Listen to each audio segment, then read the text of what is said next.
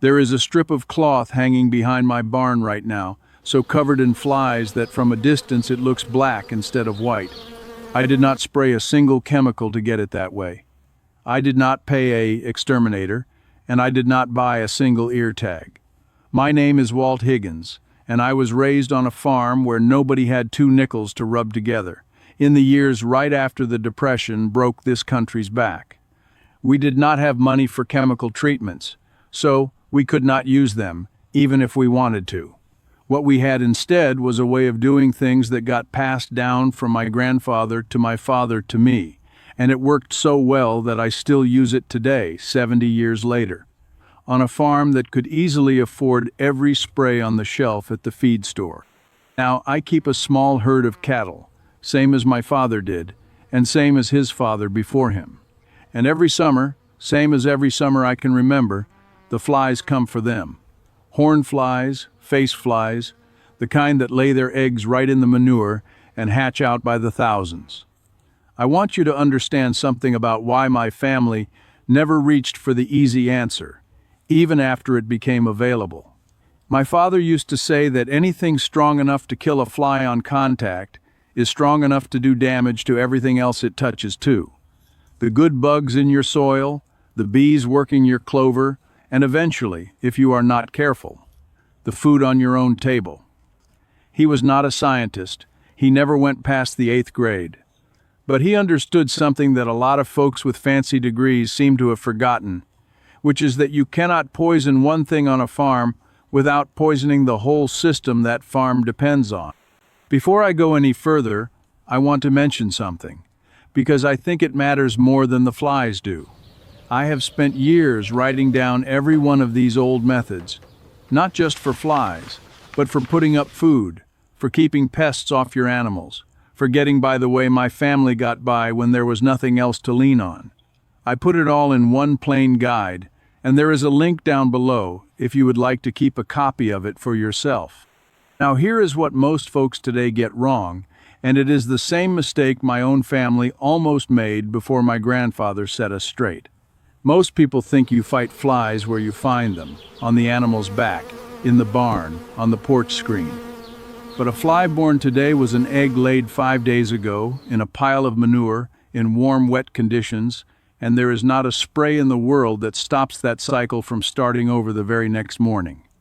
My grandfather understood that you do not win a war against flies by killing the ones flying around your head. You win it by making the ground itself a bad place for them to be born in the first place. That is why the first thing we ever did, long before any of this trapping business, was keep the cattle moving.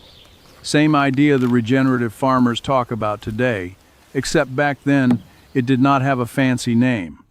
You simply did not let your stock sit in one place long enough to build up a breeding ground under their own feet. Second, we kept guinea hens, not chickens. Guinea hens, because my grandmother swore they were better at scratching through manure and eating up fly larvae before they ever had wings. I have gone back and forth on whether that is true or whether it was just something she believed. But I will tell you this, I still keep a few guineas on this place to this day, and I have never seen a reason to stop. But even with the moving and the guineas working the ground, some years the flies would get ahead of us anyway, especially in a wet summer. And that is when trapping became the real answer. The same as it was for generations of farmers before there was ever a can of spray on a store shelf. I want to tell you plainly what worked and what did not, because I have tried just about every version there is. Some my own family used, some I have tried since out of curiosity. There was the old jar trap, a bit of sugar water and a few holes punched through the lid, set right on a fence post. Cheap, easy. Something a child could set up in 5 minutes. But if I am honest with you, that one earns a 2 out of 5. It caught a handful, never enough to matter much. There was the tin can trap, baited with a bit of spoiled meat, and that one worked considerably better, but the smell was enough to turn a grown man's stomach. 3 out of 5, and only if the wind is blowing the other direction. There was also what we called the sack trap, a burlap bag with bait sealed up inside, hung from a low branch near the herd.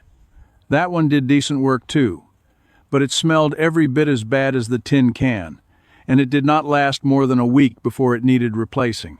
I will give that one a 3 as well. But the one that actually won the war, the one my grandfather trusted more than any other, was what we simply called the strip.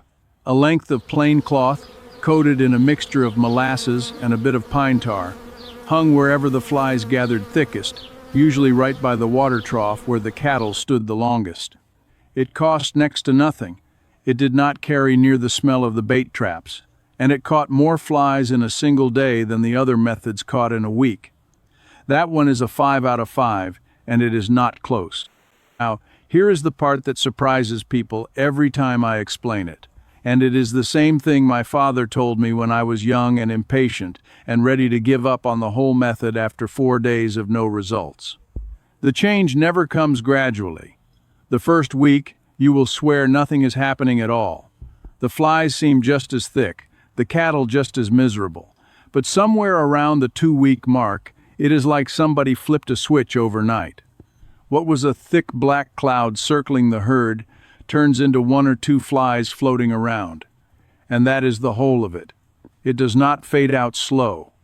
It stays heavy, a little less heavy, and then almost nothing at all, sometimes within the space of 2 days. My grandfather always said that was proof the method was working with nature instead of against it. A chemical kills on contact, sure, but it does nothing to stop the next batch of eggs from hatching tomorrow morning. The strip, the moving of the stock, the guineas working the manure, all of it together breaks the whole cycle at once, and once that cycle breaks, it stays broken as long as you keep at it. I think about this every time I drive past a farm, spraying their whole pasture down with something out of a drum, and I think about what my father used to say about poisoning the very ground you are standing on.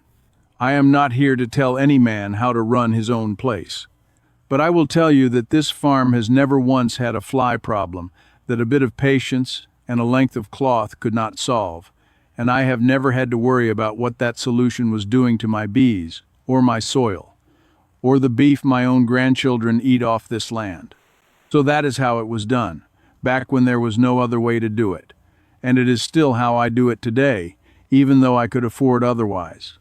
You keep your stock moving, you let the guineas earn their keep, and you do not mind a little smell and a little patience for the sake of your animals and everything downstream of them. If your own people worked a farm back in those days, chances are they fought this very same war, and they won it the very same way, with time, with a bit of homemade know-how, and without a single drop of chemical ever touching their ground. I will see you next time, and I am going to show you exactly how my grandmother mixed that molasses and pine tar from scratch, the same way it has been done on this farm for 3 generations. And the same way it still works better than anything you will find on a store shelf today.